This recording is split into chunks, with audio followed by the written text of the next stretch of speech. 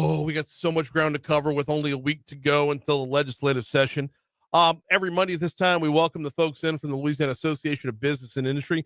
This week, we've got Mary Beth Hughes Derrickson with us. Good morning. Welcome back. How are you?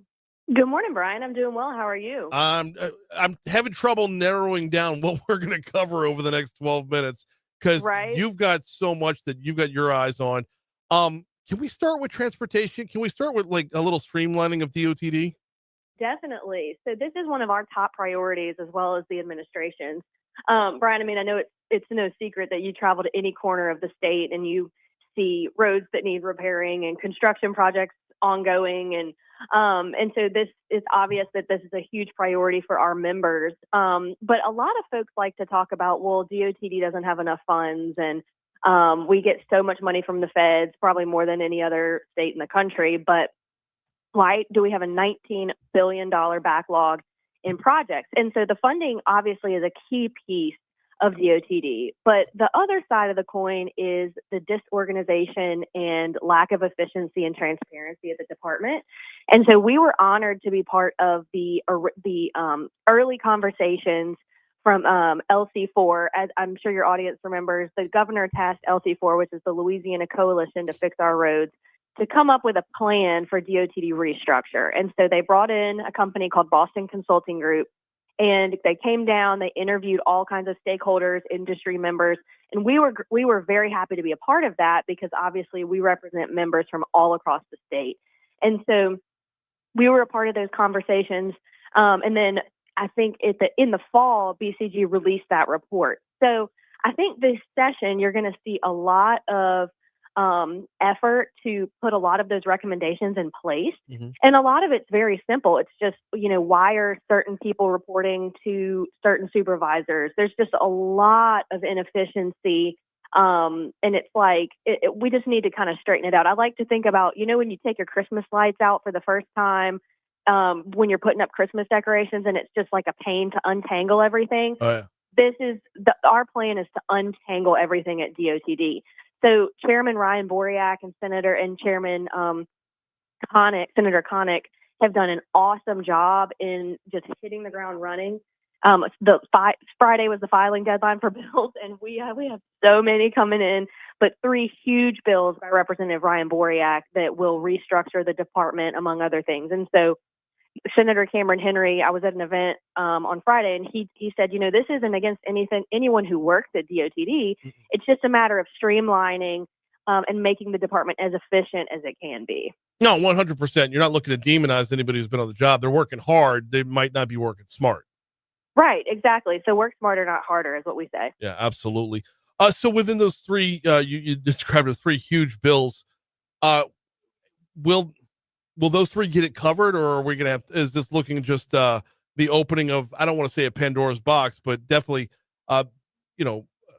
layers of an onion here where we're going to find there's more and more? I definitely think this is a very comprehensive effort. And so I think Representative Boriak would say that they have covered all of their bases in these bills. And sure, as the process goes along, we might find that kinks need to be worked out and so on. But I think that this is a great start, and this is a pretty comprehensive effort to reorganize the department. And so we're looking forward to getting that across the finish line. I would love to come on in the next few weeks. Maybe I'll have some more some insight for you, but this is something that has needed to happen for a really long time. Yeah. And I just want to give a shout out to Eric Ponte at LC4, and we have some really, really involved board members that have been a part of this effort. And so Lobby is very excited to have those folks on the front lines, and we'll be there to support it every step of the way. Now, this isn't going to solve all the problems, though, because while there might be problems structurally and some redundancies and whatnot that need to be fixed, there is still the problem, Mary Beth, of how do we prioritize where the dollars get spent? Because every year, we see legislative battles that get very territorial.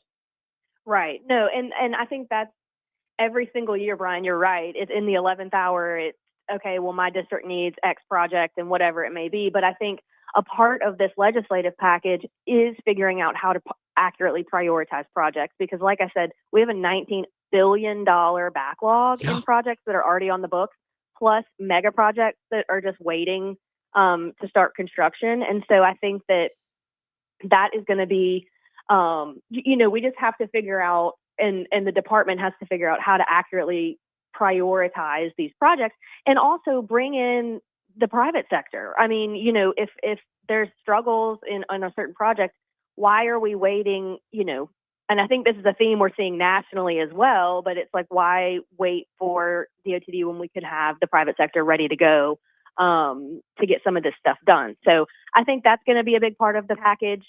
And, we'll see how it goes. But I'm very confident that Chairman Boriak and Chairman Connick they've been working really hard on this. And so I think, more to come. We can preview it at on another day. But no, yes, absolutely. I think it'll be good. And of course, I'm asking a question about territoriality while in the back of my mind, I have a very territorial end to that question. And that's a new Mississippi River Bridge. So yes, that was totally a loaded question. We got Mary. No, that's okay. I live for loaded questions. We got Mary Beth Hughes Derrickson with us from LABI. I also want to talk about part of LABI's platform coming up in the next session, and it's the business case for early childhood education investment, because I know this is your wheelhouse. Definitely. And so last week I was actually honored to attend a conference by the U.S. Chamber that invited all of the southern states, and you had a mixture of providers, of local chambers, of other folks. And it was just to get everyone in a room and talk about best practices, what states are doing that work. We had a great speaker from the Kentucky Chamber of Commerce, who they had a huge early childhood package a couple years ago. And, reframing the narrative of early childhood as a workforce issue. And it's, Brian, it was great because we got to hear all of these different things and things that we might be able to implement in Louisiana. But at the same time, it was a little depressing because it's like how far ahead a lot of these states are in their messaging and saying, this is a workforce issue. It's not just a childcare issue. It's not just making sure our kids are ready for kindergarten, which obviously is extremely important. But in a lot of these states that we're competing with, so the North Carolinas, the Georgias, the Floridas, they have business involved, they have state legislature involved, and everyone's on the same page when it comes to this critical issue. And so that's the bad news. But the good news is we came back with a lot of great ideas. And I think a lot of that, of course, funding is a huge piece, but also how can we get the community and business involved in their local communities? Because they're the ones that know their workforce needs, but they also know their community best.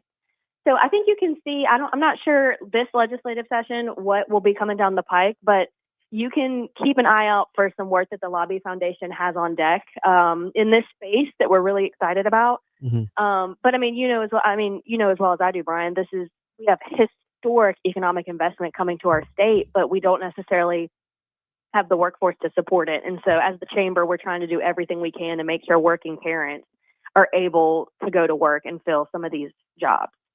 The hard part here, Mary Beth, and I know you and I have talked about this before, is that balance between the value of early childhood education from an educational perspective, but when it's turned to be pitched from a business investment perspective, it's not just daycare, but it's daycare, but it's not. Like that walking that balance in between of it's valuable for the child, but it's also valuable to free up the parent. How do we approach that and maintain the perceived value of the overall investment?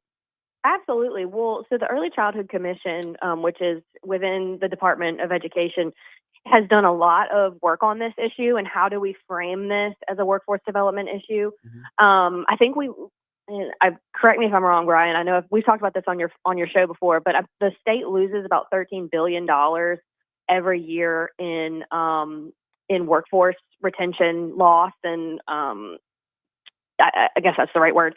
But they have done a lot of great work exposing a lot of these statistics and how, while obviously it's incredibly important that our kids are ready to learn day one in kindergarten, but mm-hmm. we also have to have a pathway for a single mom can't go to work if she doesn't have reliable and quality childcare for her child. Right. And so I think it's, we don't want to, at age 5, when our kids go to kindergarten is not whenever their brain development starts. It starts when they're born. And so investing in that key time in their life between 0 to 4. And so, we're trying to get creative on ways that we can message that to the legislature and business owners, because this isn't going to happen without the support of the business community. How do we do that? Because I get it. When you explain it to me, I get it. How do we make it that translatable throughout that building across downtown from here? Well, I think a lot of it is getting, key stakeholders and business leaders and legislators into these childcare centers to see the work that's being done. Mm-hmm. I think it's going to take a lot of outreach, a lot of getting folks out into their community, because some of the legislators and business leaders don't know that what a micro center is, or they don't know that there's tax credits on the books already to incentivize them to invest in their employees' childcare. So I think as the chamber, I think we definitely have a role to play in that. And, we're hoping to put on an early childhood event later this session, but just to bring awareness to this issue. And I also think there's a key component to, we always like to talk about folks leaving our state and we're losing population and the states that are doing better than us. They're doing better than us for a reason. Why don't we bring those folks down to and hear about the work that they're doing in their state and how it could be done in Louisiana? Because I think, like you said earlier, Brian, people's ears perk up whenever you talk about business investment and losing economic development opportunities and so on. Yeah. So I think it's just reframing the narrative and taking back this isn't daycare. This is valuable education and socialization time for young children. On the flip side, it also allows parents to get back into the workforce. In the meanwhile, the countdown is on. We've got 1 week until, and then throughout that week, I know LABI is going to be drinking water from a fire hose. So I appreciate you carving out a couple minutes. Yes. Thank you, Brian. I appreciate it. Thanks. We'll talk to you next week. She's Beth Hughes Derrickson from LABI.